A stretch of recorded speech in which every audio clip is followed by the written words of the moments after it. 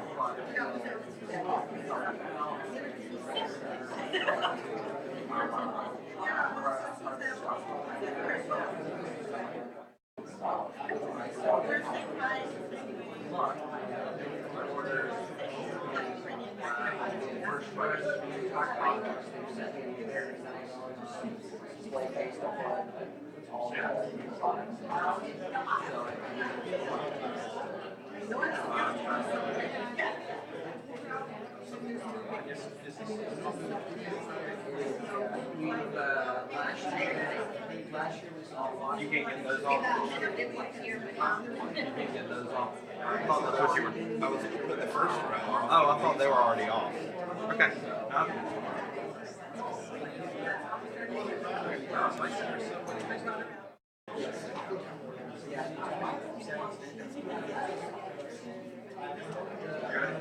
Ready for your yes.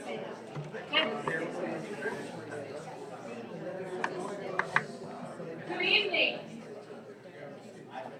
Thank you all for coming tonight, and thank you to those of you who have been here the last couple of days through all of the, some of you have been here through all of the work, all 5 workshops, and some of you just a few, and we appreciate everyone's input. And I think tonight we're going to be rather pleased and amazed at what these two came up with. We hope that this is really the start of some new branding, new ideas, all kinds of things for the association. And we sincerely appreciate all of your help in this. I will turn it over to Ben and Trip Muldrow to find out what they have in store for us. Thank you. It's a pleasure to be here. We've thoroughly enjoyed our few days here, and we are eternally grateful for you arranging the weather for us. Especially today. Yes, especially today. Quick, leave tonight. Isn't that the sign on the gateway to Oregon that says, welcome, now leave, or something like that? It's been really fun for us the past few days. It's been interesting and challenging as well. We'll talk about some of the things that we were working through on that. We're grateful to the Port Angeles Downtown Association, who will be making some recommendations for a potential name change a little bit later, not to get too far ahead. We're grateful for them hiring us to come here and work in Port Angeles and look at downtown and look at a fresh brand identity for the downtown. I'm going to let Ben go from there, and then I'll take over at some point for my little brief part, and then Ben will carry the show the rest of the way. So The thing you need to know is everything that you like that you see tonight, I did. And everything that you're not quite sure about, that's true. No, we want to. most of it's his. So We want to go through and we want to, as we show recommendations and we talk about the things that we're suggesting for community, I think we constantly want to remember that the context of this particular job and the task focus on the organization and on the downtown as a destination. So we really thought about that task and making sure that we could create a system that would allow us to tell this unique story of Port Angeles. And one of the first things that I wanted to do was I wanted to select some colors. Because I feel like consistent use of color is something that helps to connect a lot of dots in people's minds. And one of the, we kind of had asked the question, was there any color that we needed to stick to? And believe it or not, I had to do some research a couple weeks ago because I was working in Vermont. And I went to the rule book. And the rule book said that you don't actually have to have green and blue in your logo if you have Mountains of Water. But I always like to ask, is there anything that you're connected with? Is there anything that has to stick around? And there was one thing, there was a color of green that had been introduced in some of the public amenities in downtown. And it's called alligator green, but it's actually a very, very dark, rich, deep green. And that's good. A lot of times when you inherit a green, if it's a Kelly green, it can be difficult to deal with. But that alligator green was actually very easy for us to work with. And then one of the other things that Tripp kind of picked up on was, he said, there's something about the color of freshly cut wood that's unique, and it's part of your landscape. So we wanted to actually do some things to create a relatively simple color palette, but carry it in a little bit different direction than a lot of the folks in this region might go. So what we did, and I always get a disclaimer, colors on the screen are not as they appear. But what we did was we started out with that alligator green, and then we actually took one of the photos that we had taken of some of the wood, sampled some of the colors out of that. And then we also took some of the photos that we took looking back at your downtown, sampled some of the blues. And then, is Mike here? No, Mike, you said is on his way.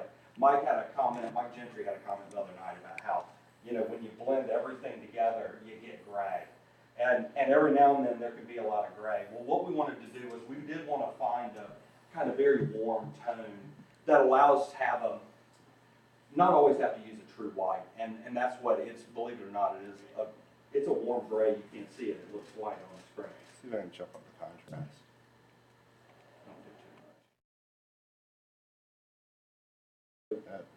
Jump down the contrast. There we go. It's going to go invisible. But one of the simple things, though, is by being able to go through and define 4 colors, 4 simple colors. Now, that doesn't mean that those are the only 4 colors you can ever use, but it creates a foundation for us to start to connect the dots. Okay, I'll stop. The colors are changing. It's true. It's true. I'll stop. Now, the next thing that we wanted to look to was typeface selection. And this was something that, this is pretty typical, community after community. There's so much attention that is put to what picture is in our logo that there's virtually no attention paid to what typefaces we use. And I have to tell you, we had a 3-day-long conversation about this. And You call it a conversation. it was an argument. We had a 3-day-long conversation. And what we wanted to find was we wanted to find a typeface that could start to connect with the character that we felt like was really marketable. And what's scary about this and what's hard about it and what makes it so challenging is there are a lot of personalities that are inherent in some of these typefaces. And what a lot of communities do is they say, oh, we're a pretty community, so we need a pretty typeface. So then next thing you know, they pick the script that is virtually illegible. And then they have that script and they say, well, we're a pretty community, but we're also in the rustic Northwest. So let's have a script that has a texture to it. So we made an illegible type even more illegible by having that grit and that texture to it. And it just kind of keeps rolling from there. What we did was we selected 3 different typefaces. we select typefaces that went back to an origin point that we felt like connected with one of your community's heydays. And it's a heyday that is shown through your architecture.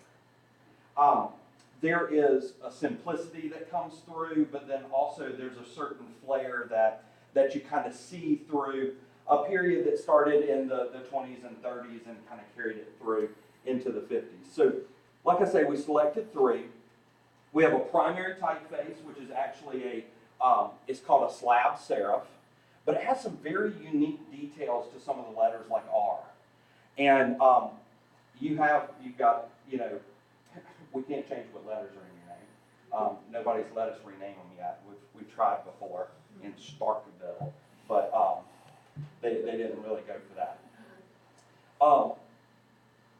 The secondary typeface is a couple typeface. It's a typeface that goes with this.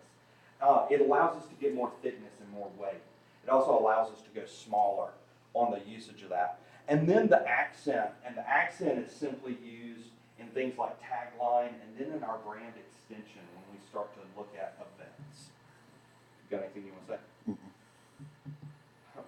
Fight didn't really leave you with much, did it? No.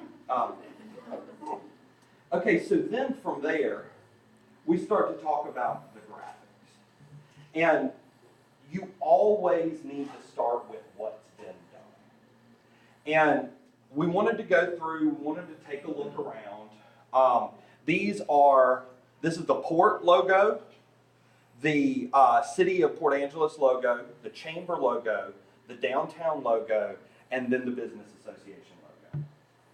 If you go and you start to do some research, even if you just do research on the Downtown Association logo, this community has combined every possible combination of a sailboat, water, and mountains that have ever been thought of. And it is pretty funny. Now, I will say, is anybody in this room responsible for designing that port logo? No. Okay. I think I have redesigned that port logo in 4 other ports across the country. Because, the creative process that a port goes through is relatively simple. It's like, we've got planes, we've got ships, we've got trains, just put them in a triangle, we're good to go. That's kind of how they operate. Same thing with downtowns. Especially when downtowns are connected with Main Street models. A lot of times they'll fall into a 4-point design because they like to help have that logo tell the story of the 4-point approach. But then all of a sudden, when you start to figure out, well, what picture am I going to put in each square and all that kind of stuff, it can prove to be challenging.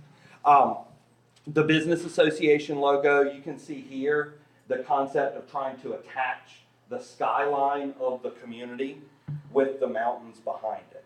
I think that was a message and a sentiment that was repeated over and over again, this unique position geographically and strategically that you have between, the natural resources behind you and the beautiful waters in front of you. And then, of course, the Chamber logo and the city logo. The city logo is relatively standard for logos that you would see for municipalities.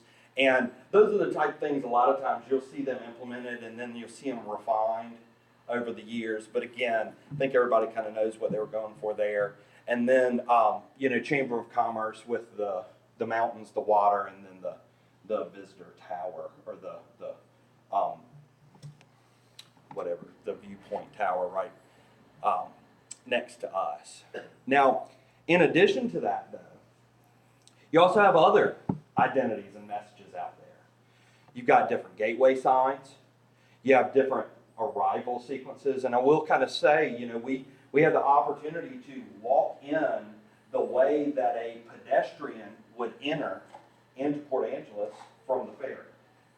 And you're greeted by the Esplanade on your right and the historic mural directly in front of you. And they're 2 very different characters. They come from, very, very different senses of what the place is. So always making sure, that's not bad, that's not wrong. It's just saying, you always have to understand. You have to understand what messages you're showing, what messages you're portraying. Then again, the farmer's market, which you can see on the clock tower as you come into downtown. I don't know that I have seen a community that has had as much high school merchandise available in the community in a long time. And if you want to buy a hat or shirt that has PA or Rough Riders on it, you're not going to have a problem.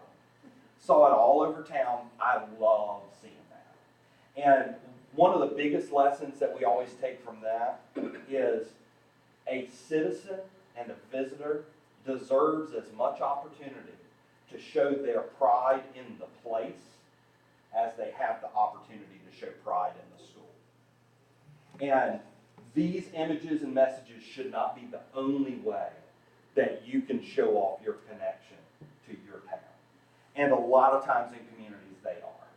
They're the sole chance for somebody to say, I'm proud of where I live.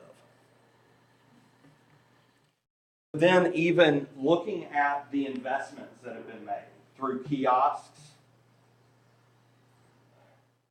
This kiosk is right next to the other kiosk. And again, I made that point about type selection.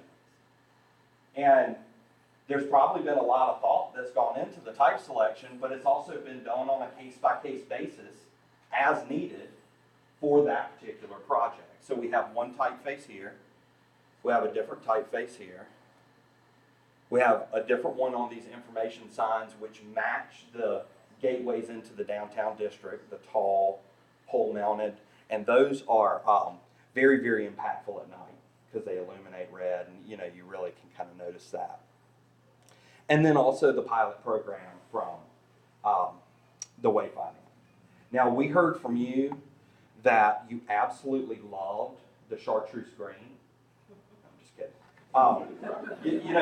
Those are one of those things where when you're going through, and I'll admit it, I'm not being critical of anybody because I've used that color before, and it feels like it might work, and then when you get it into the space and you actually get it into public, you realize, you know what, that's probably not the most appropriate color for our community, and I think it's really, really good that you tested those signs out as a pilot.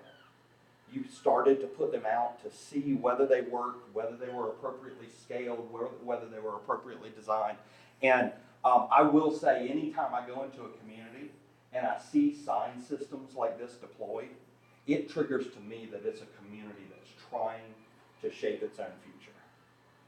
Typically, communities that invest in wayfinding signage have got their act together. And that was a really, really good indicator for me. Oh wait, brand statement. Okay, so again, the thing that we had been tasked to truly look at is this. Is anybody, the person that designed this, are they in the room? Who designed this? Has it been around a while? 90s? Okay. This logo is the typical logo that you would see for a downtown association. And one of the things that we also noticed is not only is this the organization logo, but it's the logo we use to promote downtown. Now, if you know anything about the association, you know that it has intricate funding mechanisms, it has tasks that it is charged with doing, and you know what? They're not always going to have every person in the community happy with them. And we have to make sure that when the organization is going out, doing its job, trying to shape the vision and future of the downtown, that their organizational identity doesn't affect the business community's desire to push the destination brand. You all need and deserve to have a destination identity for your downtown so the business community can leverage all of their efforts to tell the unique stories of this place to harness brand equity for the place. And it needs to be independent of any organization. It needs to be an open source identity that's shared by the business community and those that put on events. So we're going to be able to show you how we split those out and made a logo for downtown and then also a logo for the organization. Before we do that, we get to the fourth piece of the puzzle. Talked about color, talked about typeface, talked about the diversity of approaches on graphics. And then the fourth element is the message. And being able to start to stitch together all the things that you all said in those meetings that we had into a platform that will allow us to tell your unique story. And to tell a story that rings true to who you are, but also gives you the room to grow and really kind of harness the momentum of what you've got in front of you. So I'm going to pass it on to Trey. This is one where we really bucked a trend. We did something that we've really never done. We're actually introducing the tagline at the very beginning of the brand statement and then reading the brand statement after the tagline. The tagline, again, I want to emphasize is we're really focusing on downtown. A lot of what we're trying to zoom in on, and we're using this a lot, is we're using downtown in the brand statement. And so what we're especially not trying to do is necessarily replace a tagline that's out there for other organizations, whether it's the chamber or the regional tourism group. You know, all those groups have messages that they're sending. But when we do one for downtown, we really want to get into the nuances and the things about downtown. Now, a lot of times when I read these brand statements, my goal is to make the mayor cry during the statement with emotion and all this. My goal here, and we heard this loud and right. Our goal here really was that what we heard through the input meetings was that this is really not a community that We don't cry here. we don't cry here. You know, that's just not done here in Port Angeles. So really what we want to do is have something that was a bit more straight to the point and really getting at what you're about. So I'll start out with the tagline. It says, "We are Port Angeles, Washington, where rough cut meets fine grain. We're a timber town, hewn from the forests of the Olympic Peninsula, built on a tidal flat where a natural spit shelters one of the deepest harbors in the world. The people who came here were rugged, self-reliant, and determined. They were men who cut trees to build the Northwest and fished the waters to feed the nation. We sluiced the hogback to raise downtown above the tides. We hosted the Naval Pacific Fleet," that should be capitalized. "We protect our shores to this day. We're a nuanced town where majestic mountains greet the sea. Surrounded by art on our downtown streets, the views here are ever changing with light and rain playing off our landscape. Buildings rich with detail and sturdy in construction hide stories of the past within their walls and beneath our feet. Our varied shops intrigue you, our pubs and restaurants entice you, and our streets carry you through a place unique in all the world. We are an international town. We're the vital connection to one of the jewels of Canada. We're surrounded by sovereign nations where Native people cherish a rich and varied culture. Ships flying foreign flags stop here, and visitors from across the globe come to the place that we call home. Here, the first glance is of a rough-cut place where work gets done. The awe-inspiring setting demands a second look, where the details reveal a finer grain."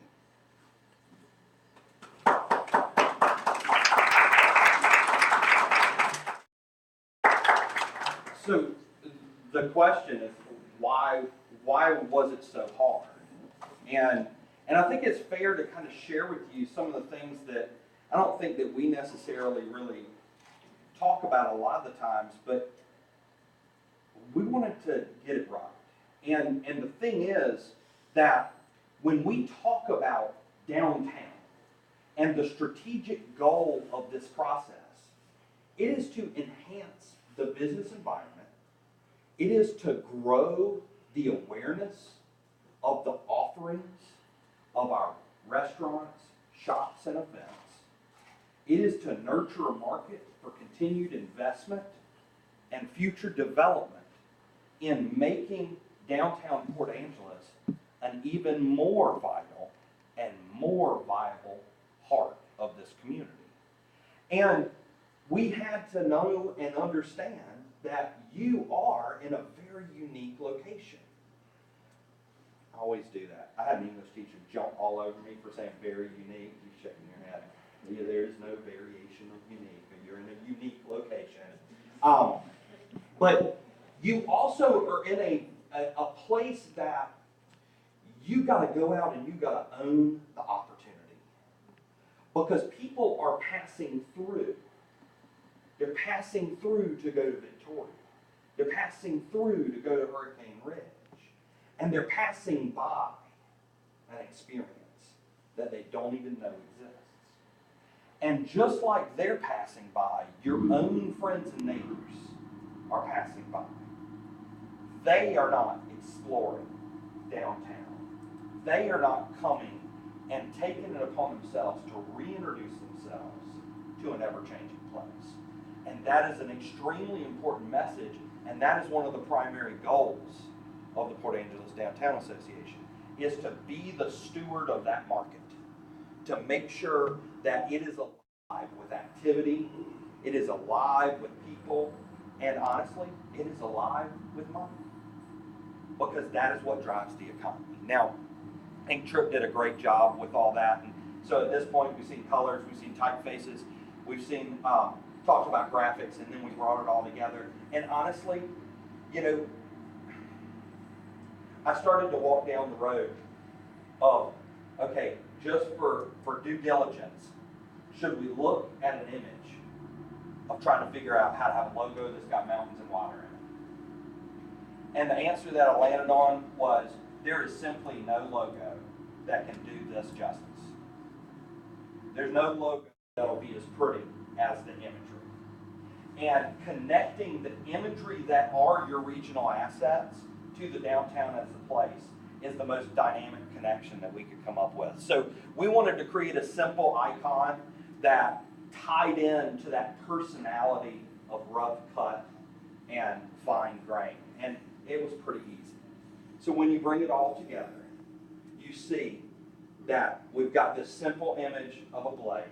And you'll see what we can do with that. And again, you know, when I went there the first time, I was like, oh, I'm freaking myself out a little bit. Because, you know, I had to remind myself, this is just downtown. This is not, we're not saying that no one can incorporate that imagery that everybody else wants, but we want to be able to create something that we can take and run with it. Now, the first thing that I always like to do is I like to go through and I like to test the colors. We're able to do this in several different forms. We've got on that side, you see the alligator green background, and then this kind of wood, this warm wood that we sampled. And then also doing a version that's more stacked, gives us the proportion if we don't always have as much space horizontally. And then also testing out one color versions of that to make sure that they all work. And then being able to simplify that down into an icon that you can start to use as well. Simply taking PA, as you refer to yourself, putting it in with that icon, and you'll see how we use that as we go. You know, one of the things that I noticed after my first walk around town was, if you were to have a checklist and check off all the elements that we tell communities that they need, whether it's the wide sidewalks, whether it's the bump outs and mid-block crosses, whether it's the integration of art into the public space, whether it's a cool and diverse business community, we could sit there and we could check them all off. And yet, for some reason, you all kept saying to us, we're missing the glue. There's something that's still missing. And the thing that I feel like is missing is excitement. And excitement comes from an easy way to cluster together positive experiences and the optimism for what can happen in the future.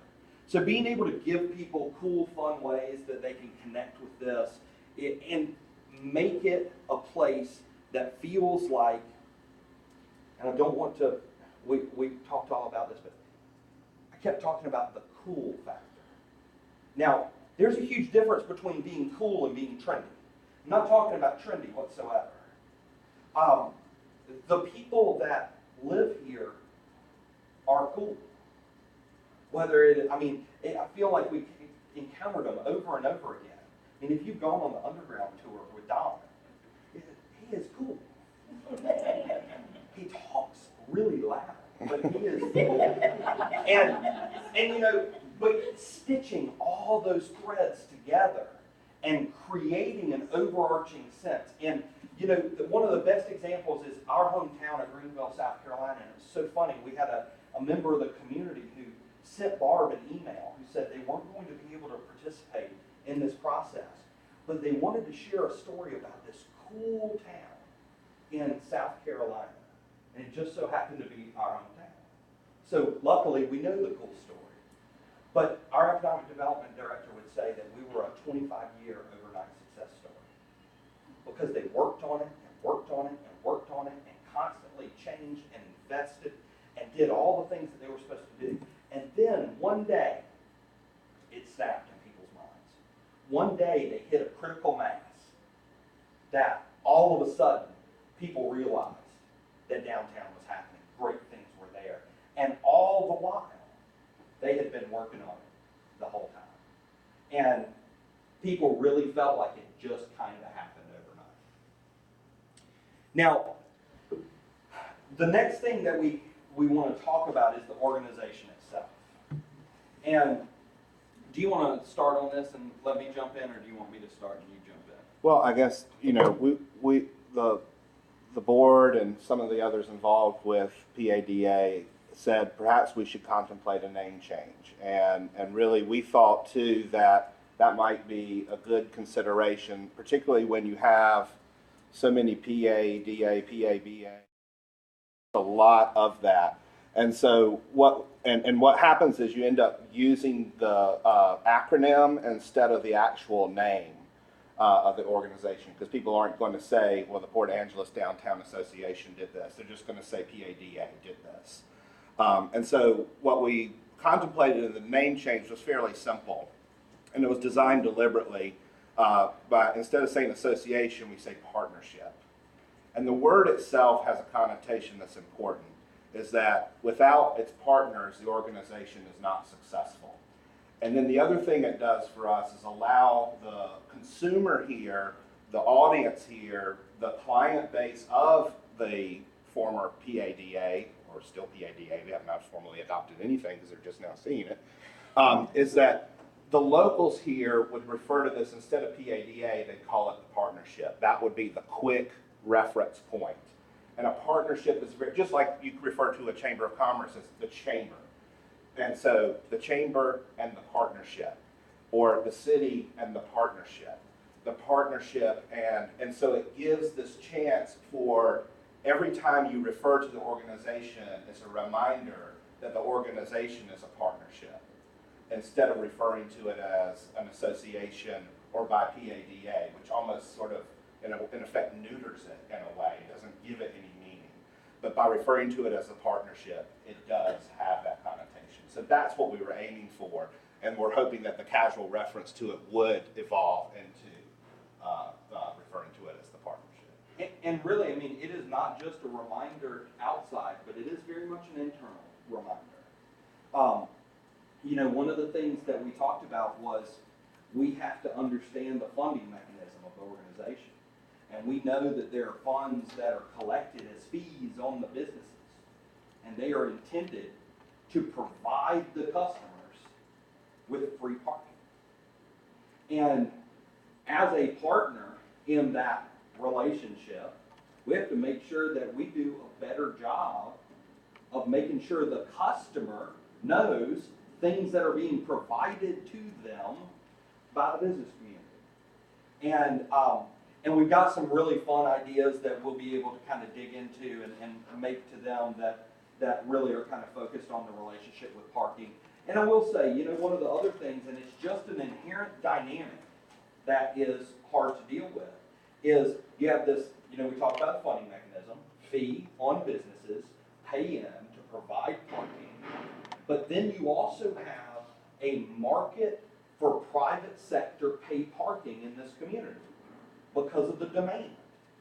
So what ends up happening is it doesn't matter how much free parking you offer the consumer, you're still fighting with the perception that they have as they drive past signs asking for money to park.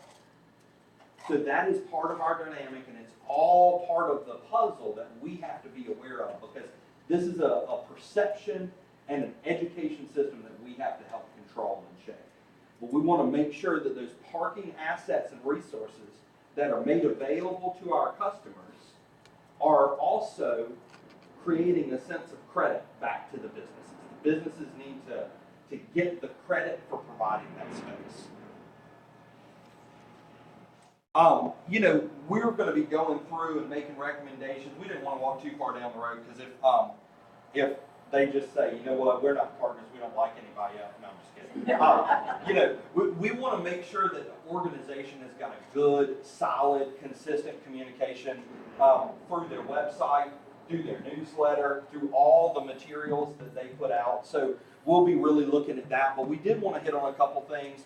We want to make sure that they appear as a polished economic development entity as well. We want them really to have some credit in that world, because they need to be the experts in the downtown district.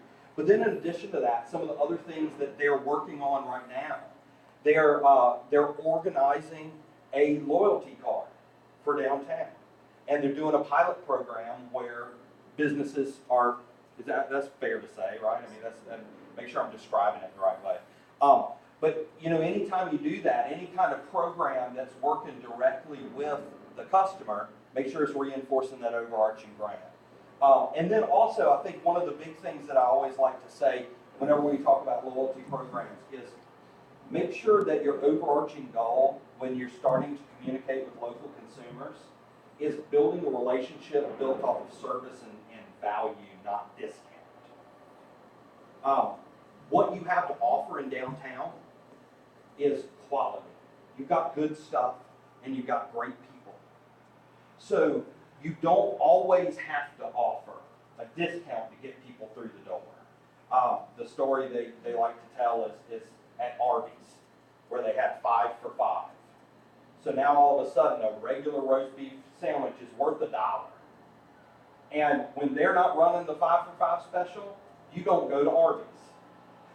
And you wait for it to go for $1 again, and then you go back. So your value, your price point, your perceived price is now a discounted price. And then I gotta tell you, I throw a boycott when they made it 5 for $5.75. I pick it. So, you know, just understand that when we're talking to our business community and we're trying to nurture our customer base, we want them to have a value for the price point that exists today. And incentives are okay to get them down and test things around, but just remember, everything you do shouldn't be incentive-based.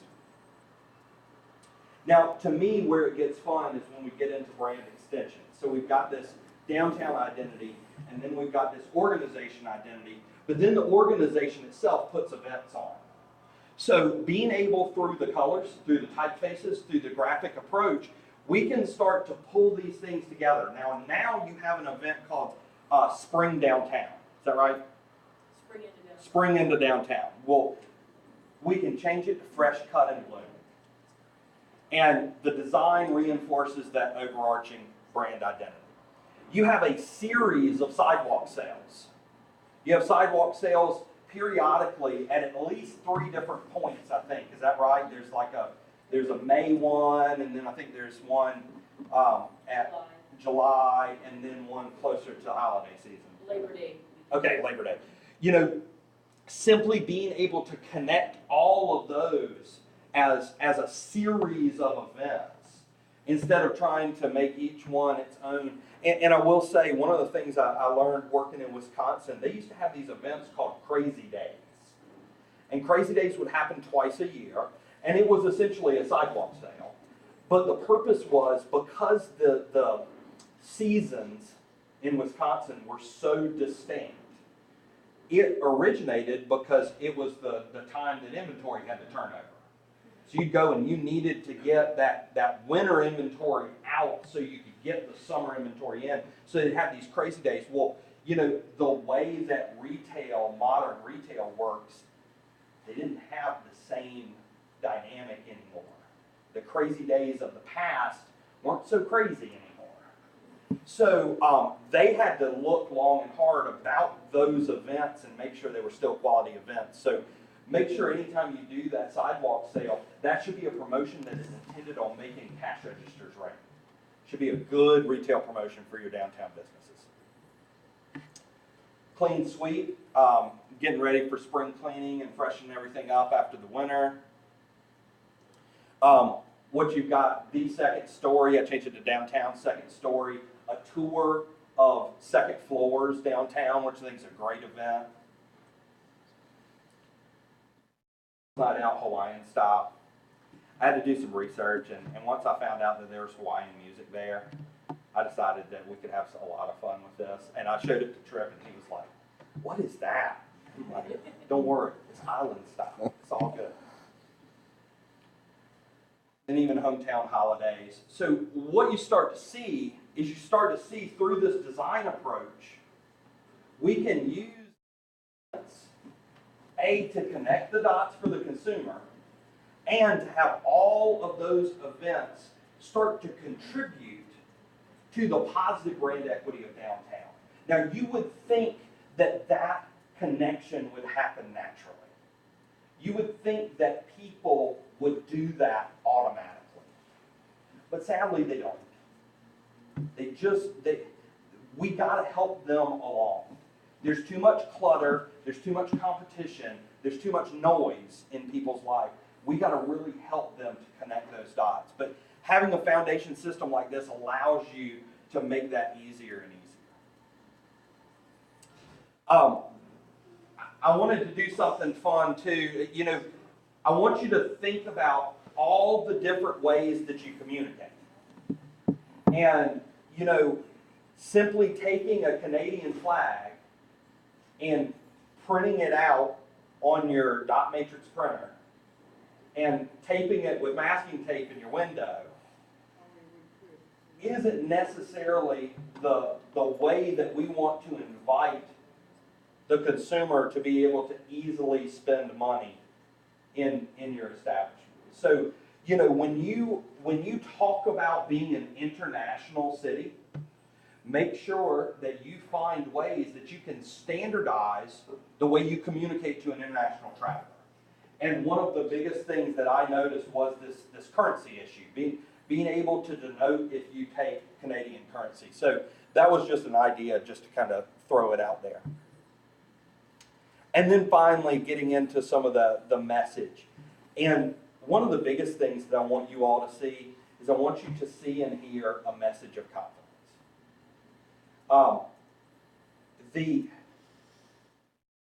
This community it's almost like you've been hesitant to make a grand statement or a confident statement about yourself. It's almost like there's a sense of being nervous as to whether or not you'll be able to deliver on what you say. And that's one of the nice things about being able to get folks from outside to blend what we see and what we experience with what you say. So I just want to go through, I think I've got about 30 or 35 of these that I want to show.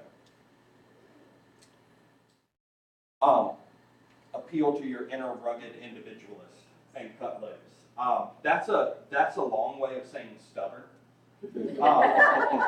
And you know, you guys, we heard you all say it over and over again as we started to have conversations about, you know, frustrating dynamics that we came up against over and over and over again year after year, or whether we just simply talked about the general process of development and growth of a community. There is a inherent, you know, you nicely described it as a rugged individualism, you know, that is something that comes from the pioneer spirit. But we all know it's a good, hardy stubbornness, and that's good. Like, that's really good.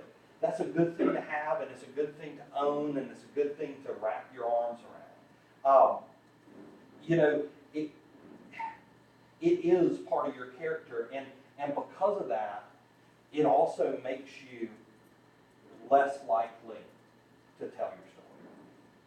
It makes you less likely to toot your own horn. And that's what this is about. So we want to make sure that your message and your imagery has tremendous confidence behind it. You know, the simplicity of this image is something that allows you many, many different ways that you can use it, whether you simply use it as a kind of a border or a window that you can put an image into. And again, you know, we are doing these things deliberately. I understand that this picture was not taken in downtown. But I also know that in about the same amount of time that I could go 10 miles or 8 miles in Seattle downtown, I can get to this. And heck, maybe 3 miles, I don't know. Depends on the time of day. Depends on what time of day it is in Seattle. So this is yours. And it's also your downtown's. And incorporating it into your message is absolutely appropriate. Our neighborhood. And again, you can see these different images. See that photo of the wood, you know? And all of a sudden you can kind of see exactly where that color came from. Clean off the products and merchandise inside the shops. Capturing some of that flavor and some of those personalities.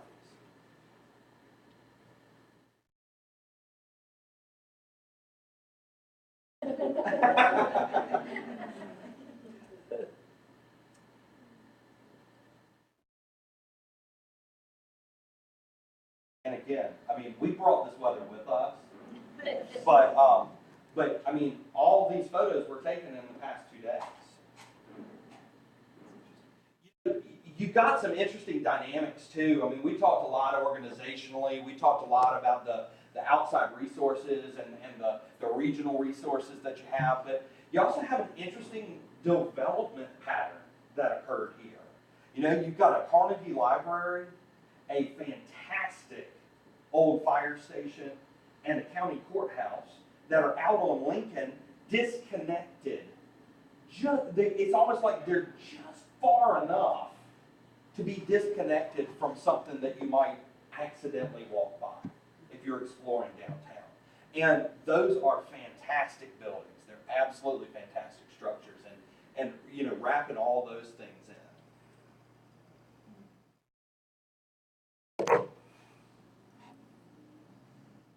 Again, you know, when you take an image from the outside, you couple it with a texture from downtown.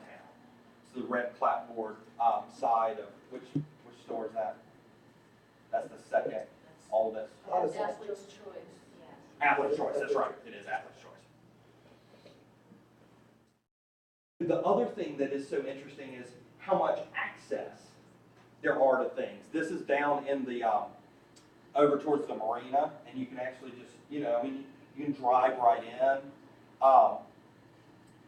And then, you know, this is taken out from almost right next to the Coast Guard base. And driving out there is one of the coolest experiences because it's almost like you earn the view. I cannot think of a more industrial portal that you have to go through to be able to access it. And that's not a bad thing. It's part of who you are, it's part of your character, and it's part of your economy. but it also creates a phenomenal juxtaposition once you get out there. Now, I will say one of the funniest things that I noticed was after we went out here to take pictures, and I literally turned around, started to drive back, and the first sign that I saw was a designation as a tsunami evacuation route. Hey, for who? I mean, the only people on the road are Coast Guard, and they'll have their hands full of the tsunami. So, but I thought that was pretty interesting. But again, you know, mountain or sea, where will you take your launch from? You know, just capturing all those different elements.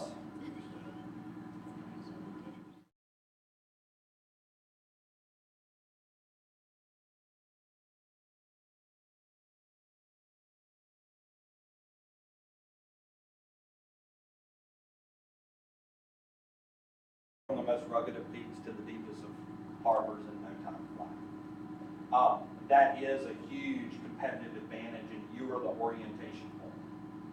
You are the place that makes the transition possible.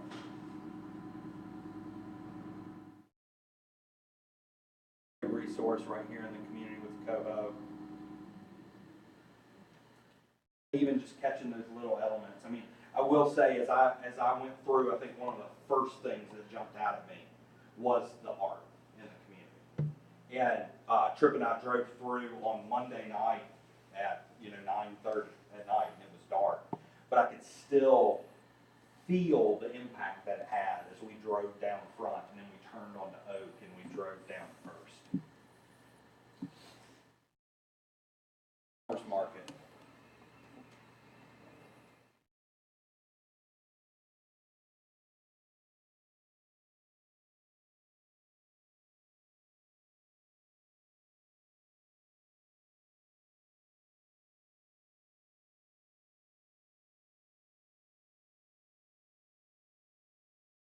Take in the view from our front porch, our backyard, all 1 million acres. So with that, that's kind of a sneak peek of the foundation of the system and some of the things that we're recommending. I want to echo what Tripp said. Thank you all so much for all your participation all week long. Thank you so much for taking the time to come out tonight, and then for the meetings that you all attended, and for sharing with us, sharing your ideas and sharing your thoughts. We are privileged to be able to work with communities. We feel like outside of church and family, someone's home is what they're most passionate about. And being able to work with communities and help them try to capture that essence is something that is it's a unique challenge, but it's something that we take very seriously. So again, thank you for being such gracious hosts this week. And with that, I'm going to open it up for comments. And just to let you know, we'd love to get your feedback, and we'll again then be funneling that feedback through the PADA, and then making corrections or changes or fielding those suggestions and feeding those back to you all based on the feedback you give here and then in the coming days. And so we're also recording this, so we'll be happy to answer any questions you might have. So, yes, sir. I didn't have a chance to participate in any of the individual sessions, and I don't know if any one individual's participation as a building block amounts to much. I'm really, really, really impressed with about 80% of what you had. I am concerned about the tagline and elements of the brand statement that hearken too much to 50 to 80 to 100 to 150, and that focus too much on a lesser and more or less rear view mirror industrial element of what our community is and will be, including specifically. Very good point. I think, again, I think you're making a great point, and maybe what we need to work on is what we were trying to show as a pivot point that you're at. And that was something that really, and that's where we went into the fine grain, is that you come from this rough cut background, but there's this pivot point that you've gone through where the details and the nuances and all those things get uncovered. So I appreciate the comment, and I think it gives us some food for thought as we look at retooling some of that. There was one remark that just hit me as you were commenting, and I Right. apologize, I have to leave. But at one point, you said, you've got really cool stuff and great people. I mean, that almost sounds like a tagline that can work for certain things. It's not maybe deep or broad enough, but Right. at least from my perspective, someone who's interested in seeing this community thrive in the 21st century, Right. that sort of information and perspective and characterization, I think, is more important and relevant to our future than rough cut. Well, And and I agree. I want to start off by saying that your concern absolutely was inherent in our discussion and development. The thing that not only does Tripp describe the community as being at a pivot point, the community and as a place, cool is something you have to earn. And it's easier to earn cool to an outsider than it is to earn it to an insider. Because you see it and you walk by it every day. So that reinvention is something that takes time. But, the other thing about the community is, this is something that, there's not a sawmill on there. That's very, very deliberate. There's a simple icon that harkens back to something that we felt like we could experience today. And I'm completely with you. I mean, I can't tell you how many communities that I have gone to that they want a train as their logo because that's how they started. And you can't see a train if you stood on the tracks all day long. But here, whether it was the cedar timbers, in the Taekwondo studio, dojo, or whether it was the clapboard, whether it was, you can actually still see part of that industry as an active part of your landscape. So it wasn't disingenuous. It wasn't something that didn't exist at all, but it also is not for the identity of a downtown to craft the future economy and decide what that path is. So what we wanted to do was we wanted to start moving the community away from thinking that blue collar is a bad thing, and that the grit makes you not marketable, and that the industrial heritage means you're not a place that somebody would want to go now. So I see what you're saying, and we definitely will massage and I think kind that of work makes a with lot of but- sense, especially on the brand statement, so that we're Yeah. not dwelling on some of that Absolutely. and give us a chance to look at it. Yes, sir. One thing that bothers me a little bit, I've seen a heck of a lot of cut wood. I've cut a lot of it myself. Mhm. And it shows it nicely when you have the butt end of the logs with that color. Mhm.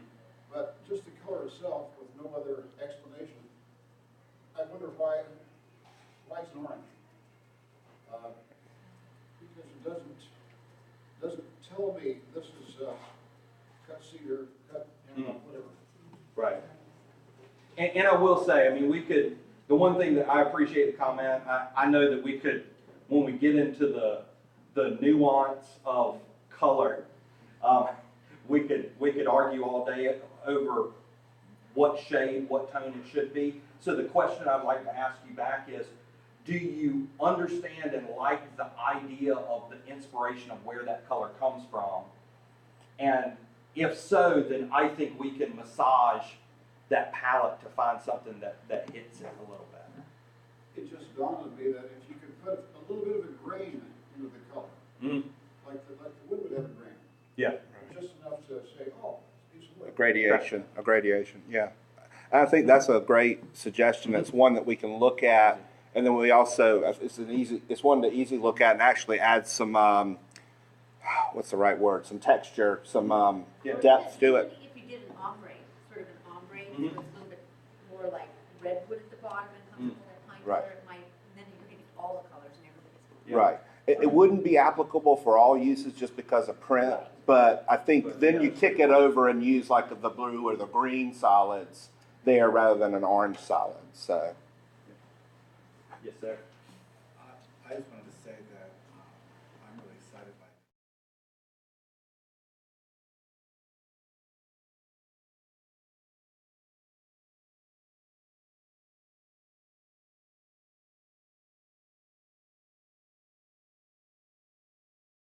having something that would be applicable that Ryan from the Coho could use and other festival promoters like one of you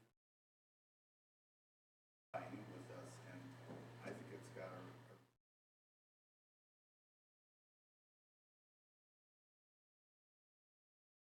this was the kind of stuff that you would see in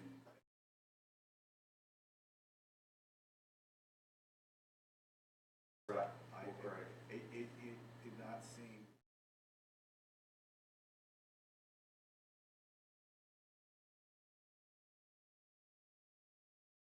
try it with that logo, that blade, without downtown in it? I didn't try it. That's a one button away try. You know, the thing I that, didn't make him move it. the thing that, you know, we tried to explore as we went through it is, you know, because of the way that this is designed and the nature of kind of the construction of it, it's easy to take different components and interchange them. That's why the foundation of the identity system relates so easily over to the events, because it's created kind of in almost like a modular You way. can sub out the tree for the, you know. You can pull the tagline out and you can put Washington in it. You know, there are a lot of different things that are very, very easy to do. And, you could even, depending on what the context and what the design of it is, you could move certain elements, you could move the blade up, and then you could go historic. You know, there are a lot of different options. I had a question, the rough cut, fine grain tagline, I sort of get the rough cut part, I don't really get the fine grain, I'm not really, somehow, what is that supposed to signify? I think, and I'll go back to the brand statement there, part of what we were looking at is that in order to really understand this community, you can't be just lining up and parking for the ferry. You've got to get out. You've got to go in the shops. You have to go underground. Well, you don't have to go underground, but that will contribute greatly. And so there's a lot of nuance, and I was talking with someone earlier about you have to keep peeling back the layers. It's not a place that is one-dimensional, it's multi-dimensional, and that's where the fine grain came in, is that basically when you look at wood that's cut and then it's polished, you get the detail of that grain once you study it, once you get deeper into it, once you touch it, once you feel it.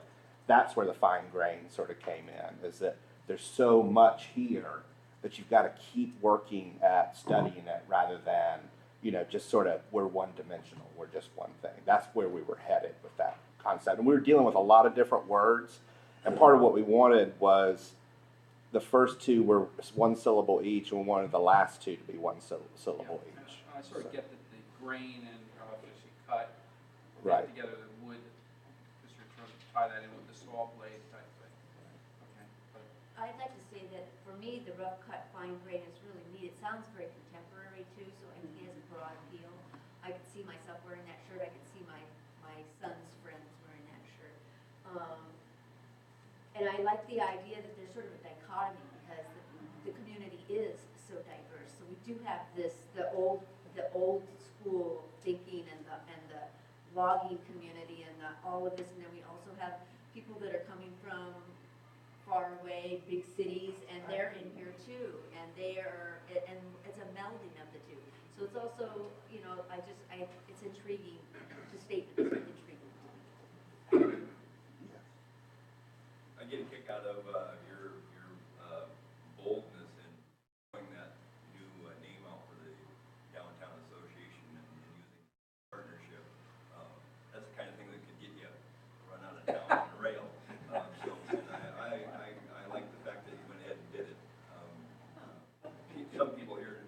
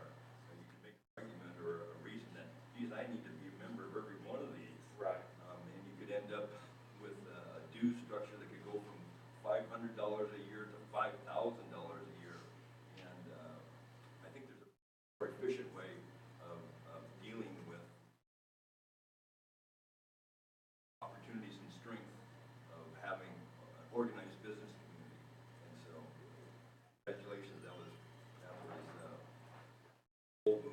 Thank you. I think we did it with, we got a blessing to be able to do it. We just didn't tell them what we were gonna do. Yes, ma'am. I agree, I think that's brilliant, I love that downtown partnership idea. I also love the logo that goes with that, that incorporates, I mean, for some reason, just viscerally for me.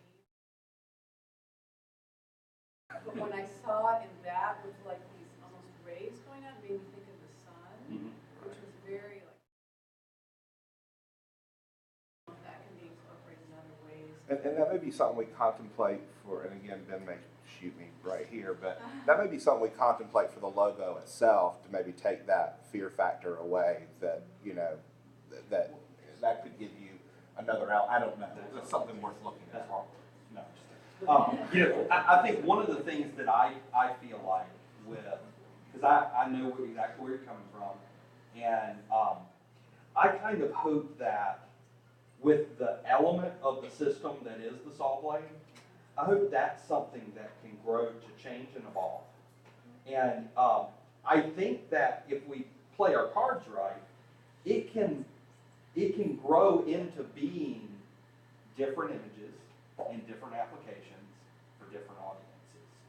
But right now, I felt like there was a very important transition that did need to take place, and it is a bit of a jarring image, and I wanted that on purpose. I feel like you all need to catch people. You can't just always Solve it. Okay. you know, you need to have and that's why every single ad wasn't done that way. You know, there were a lot that were nice and kind of contemporary and you know, had a relatively standard design approach, and then every now and then you get hit with one that had that. And it was done that way on purpose, but again, it's not a make or break image, and it's also not essential in the long term. Right. It's component based, so it can grow. Yeah. I wonder about the word smooth, right, instead of, I was thinking when she's talking about her son's friends would wear the t-shirt, I'm thinking, almost too masculine. I would, I'd wear it. I would, Actually, yeah, just for me. the rough cut fine grain suite, I like it because it talks about the gritty side and then like the art community and stuff. To me, that represents both sides. But it also brings me back to my grandparents' house, who were pioneers of the area, and you go into their parlor and they have little Victorian sets thrown over there. And it's exactly that. To me, that was just like, oh, okay, great. Yeah. But the saw to me keeps making me think Forks Loggers. Okay. So, Yeah. but I love the Suggestion saw. smooth. I thought that was interesting. One smooth gives a connotation of easy, of relaxed, and we definitely got that easy, relaxed. So that may be something to look at as well. I think there's several variations that could be. And again, part of what I want to be careful about is we've got a whole system that it's massagable. What we want to give you is, and we've had folks that will finish and they'll say, we're not going to use that yet because it's not ready. We got to cook that part a little bit more. Let's work on that, and we'll come back to it later. So, but that's good. I like some of that feedback. So, You could do an interesting, the ones that you did with the saw blade, there was a big part of the picture, right. and the picture was in the back.